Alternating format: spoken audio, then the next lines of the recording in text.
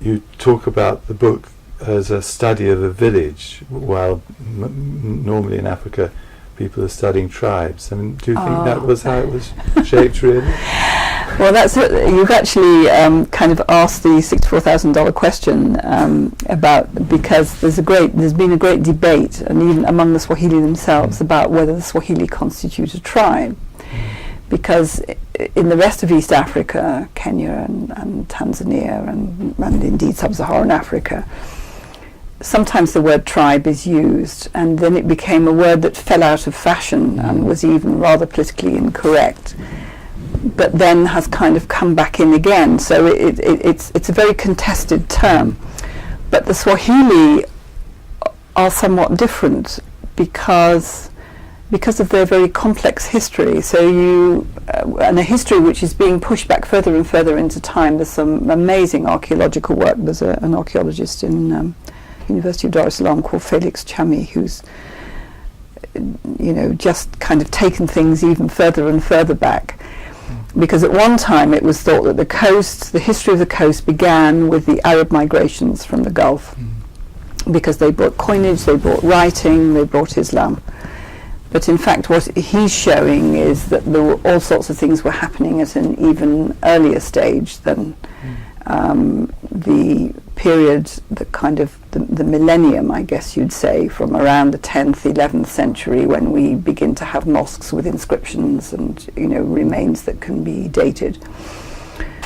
But however you like to express it, the point is that that the coast of East Africa and the islands have had very varying influences and waves of migrants coming both from inland and also from the sea, and particularly from the Gulf over a very long period of time. And some of these came as traders and went away again. They come with the monsoon winds, because the winds blow in one direction at one part of the year and then they blow in the other direction, so they can come in a sort of seasonal basis.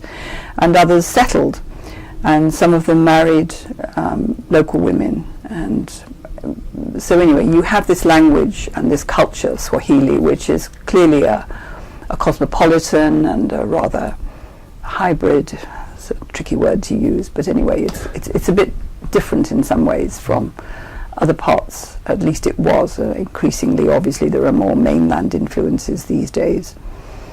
So I don't think I don't like the word tribe anyway, because it has all sorts of relics of the colonial period, and the colonial powers thought very much in terms of tribes, little realizing that by using these appellations they were often themselves constituting the very object for which they found a term and then put it into the census and so on and so forth.